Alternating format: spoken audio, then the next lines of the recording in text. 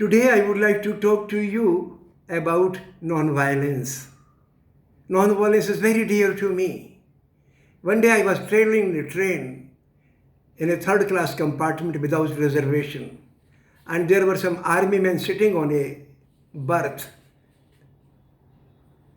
I was standing for 3 hours and I was tired. So when one army man went to toilet, I sat down on the bench. In a few minutes he came back and he says, "Get up."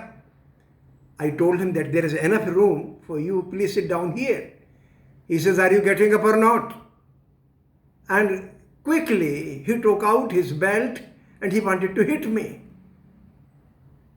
Then I stood up, but I felt deeply insulted, deeply pained. I realized that causing pain to others, humiliating others, insulting others is violence. That was an experience for me at the time I was in a college.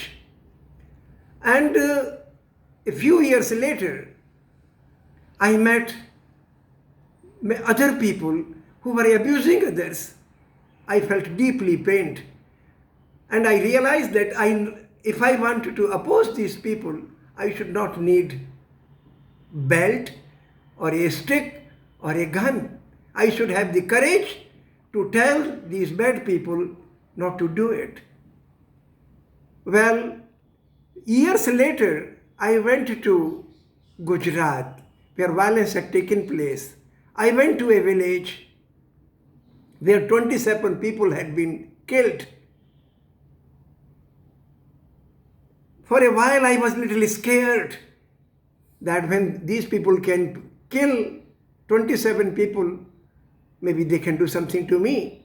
But this thought really did not bother me because I was worried about the pain of those 27 people who were mostly burnt alive. So when you feel the pain of others, you get the strength inside. And I went to the village, I talked to the people, and nobody hurt me. So I think then I got the message within myself that if you have the pain and truth, then you get the courage to speak out, and that is non-violent action. Jesus Christ one day went to a church and he saw a lot of money getting assembled over there. People used to come and offer money to the church, and that money was misused by the ruler, by the king, or by the priest. Jesus Christ threw that money, and subsequently he was given the punishment of death. He was to be crucified. Jesus did not feel bad. And when he was under crucifixion, when he was being killed, he did not have any anger on his face. That is non-violent action. So whatever you feel truth, you should stick to it, irrespective of the consequences. You may be insulted, you may be beaten, you may be killed, but you stick to truth. That is non-violent action. Gandhi practiced it against Indian slavery, against British. British were ruling over India, and Gandhi mobilized the Indian poor people to defy the salt law and other bad laws, and saying that nobody should stick to violence, nobody should ever use bad words or any abuse, and we will win the battle. And this is how Gandhi won freedom for India. So non-violent is not only negation of violence, it's a positive action, the courage to speak truth without any fear, without any ill will.